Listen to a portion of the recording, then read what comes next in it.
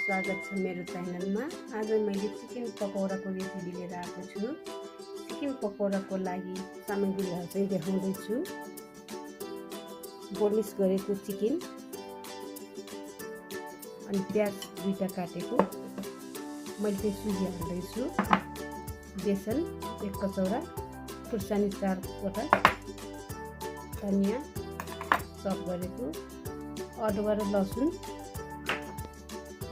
गरम मसला आधी चम्चा, अनि खुर्सानी, बेसार, जिरा, नुन हाल्दैछु,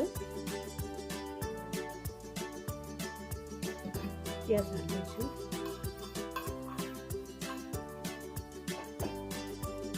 चप गरेको खुर्सानी,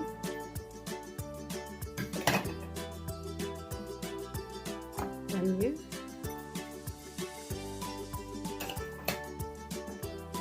सुजी 1 कचौरा, बेसन,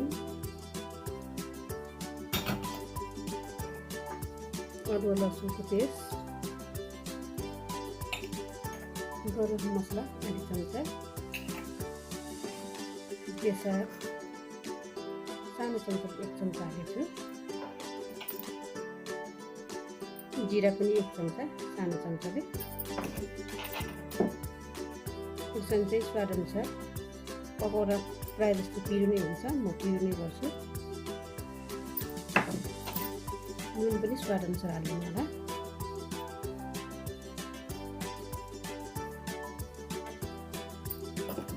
यसलाई चाहिँ मोल्नको लागि चाहिँ पानी हाल्नुपर्छ।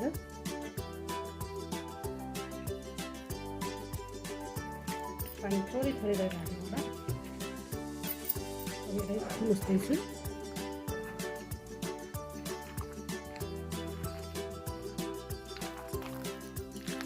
यसरी मुस्नु होला।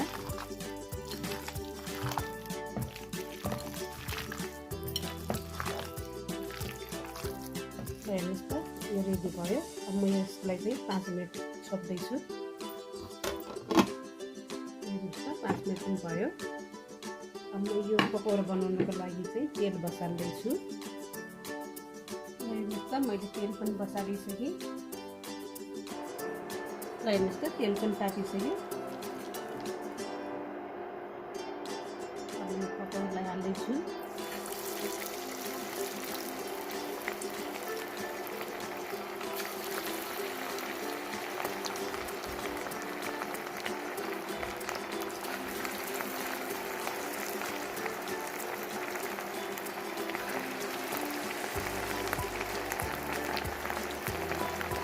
ग्यास चाहिँ अलिक सानै पार्नु होला।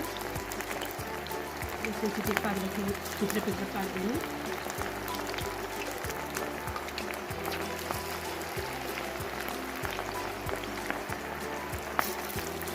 तलको पाक ब्राउन भयो। अब यसरी पल्टाइदिनु होला।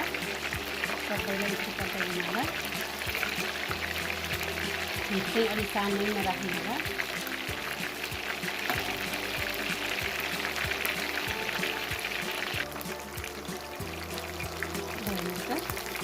राति भयो सबै।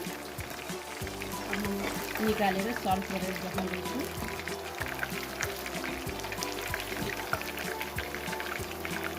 हेर्नुहोस् त, मैले सल्ट गरेर पनि देखाइसकेँ। म एउटा खाएर पनि हेर्दैछु। रातो खुर्सानीको अचार बनाएको छु।